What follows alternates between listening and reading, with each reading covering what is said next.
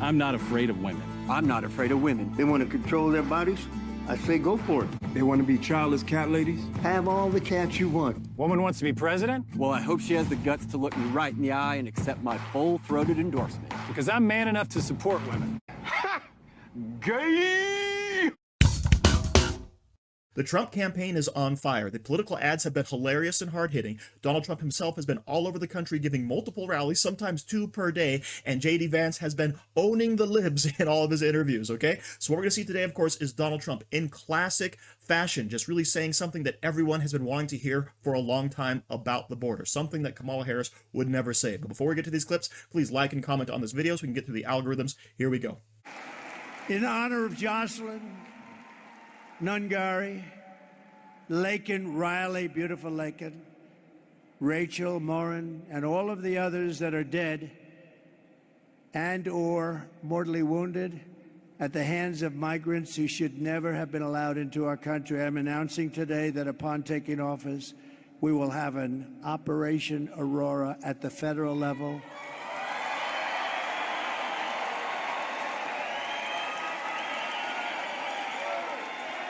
To expedite the removals of these savage gangs, and I will invoke the Alien Enemies Act of 1798. Think of that.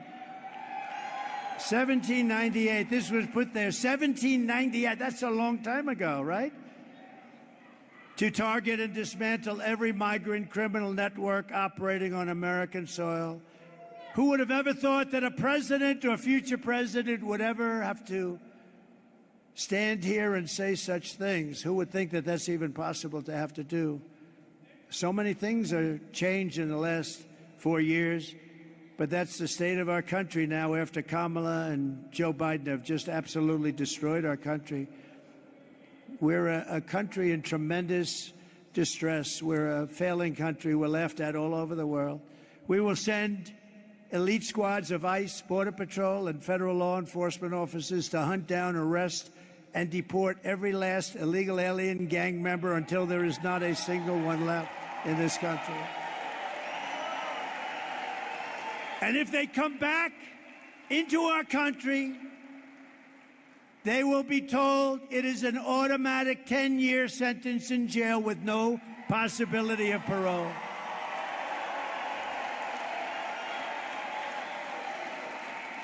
And I'm hereby calling for the death penalty for any migrant that kills an American citizen or a law enforcement officer.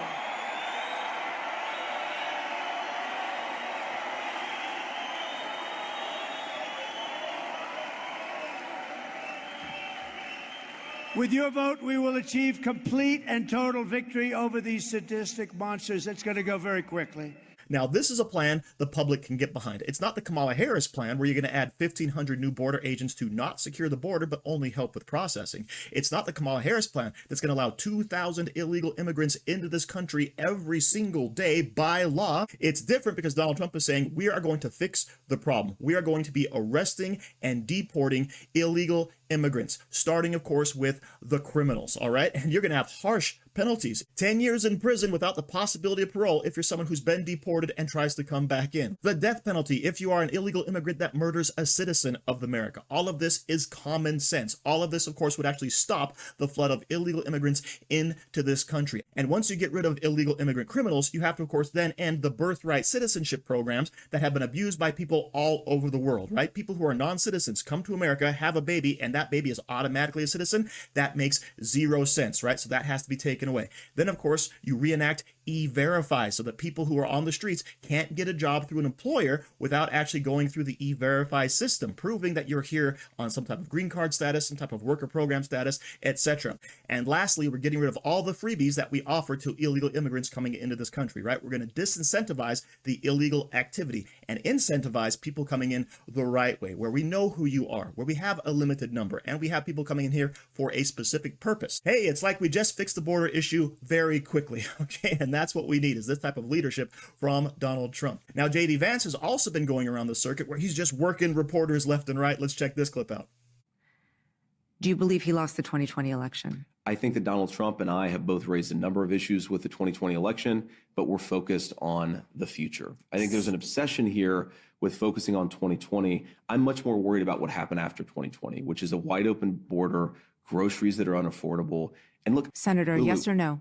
Okay. Did Donald Trump lose the 2020 election? Let me ask you a question. Is it okay that big technology companies censored the Hunter Biden laptop story, which independent analysis have said cost Donald Trump millions of votes? Senator Vance, I'm going to ask you again. Did Donald Trump lose the 2020 election? Did big technology companies censor a story that independent studies have suggested would have cost Trump millions of votes? Senator I think that's the Vance, question. I'm going to ask you again. Did Donald Trump lose the 2020 And I've answered election? your question with another question. You answer my question and I'll answer yours. I have asked this question repeatedly. It is something that is very important for the American people to know. There is no proof, legal or otherwise, that Donald Trump did not lose the 2020 election. You're repeating a slogan rather than engaging with what I'm saying, which is that when our own technology firms engage in industrial scale censorship, by the way, backed up by the federal government, in a way that independent studies suggest affect the votes, I'm worried about Americans who feel like there were problems in 2020. I'm not worried about this slogan that people throw. Well, every court case went this way. I'm talking about something very discrete, a problem of censorship in this country that I do think affected things in 2020, and more importantly, that led to Kamala Harris's governance, which has screwed this country up in a big way. Senator, would you have certified the election in 2020? Yes or no?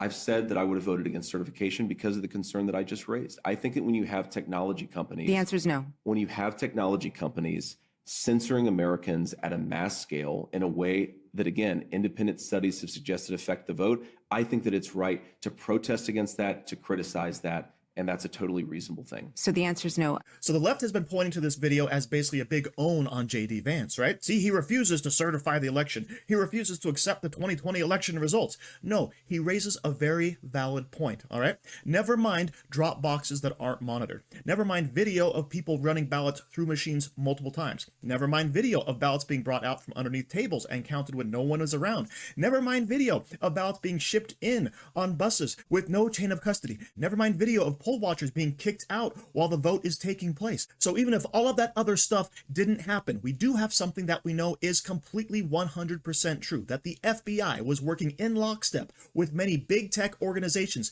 to censor people, to kick them off platforms, and that actually had a measurable effect on the outcome of the 2020 election. But of course, the New York Times, they don't want to hear it. Instead, they're going to have their own delusional takes about what happened in the 2020 election. So thank you for watching. Don't forget to like, share, comment, subscribe, and stay safe out there, people, because they're coming after you.